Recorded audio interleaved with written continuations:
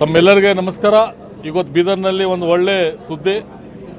ಸುಮಾರು ಜನಗೆ ಒಂದು ಆಸೆ ಇತ್ತು, ಹೆಂಗೆ ಹೈದರಾಬಾದ್ನಲ್ಲಿ ಗುಲ್ಬರ್ಗಾನಲ್ಲಿ ಹೈದರಾಬಾದ್ ಪ್ಯಾರಡೈಸ್ ಹೋಟೆಲ್ ಇದೆ, ಆ ಥರ ಬೀದರ್ನಲ್ಲಿ ಇರಬೇಕಂತ. ಇವತ್ತು ಬೀದರ್ನಲ್ಲಿ ಬಸ್ ಸ್ಟ್ಯಾಂಡ್ ರೋಡ್ಗೆ ಒಂದು ಒಳ್ಳೆ hotel Hyderabad Paradise hotel open ಆಗಿದೆ. Veg and non veg both ಇಲ್ಲಿ ಇದೆ.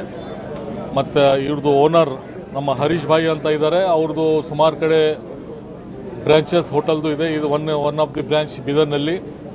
ಗುಲ್ಬರ್ಗಾನಲ್ಲಿ ನಾನು ಆಲ್ಸೋ ವಿಸಿಟ್ ಮಾಡಿ ಊಟ ಮಾಡಿದ್ದೀನಿ. ಅಲ್ಲಿ ಒಂದು ಒಳ್ಳೆ ಫುಡ್ ಇದೆ, ವೆಜ್ ನಾನ್ ವೆಜ್ ಬೋತ್ ನಾನು ಟೇಸ್ಟ್ ಮಾಡಿದ್ದೀನಿ.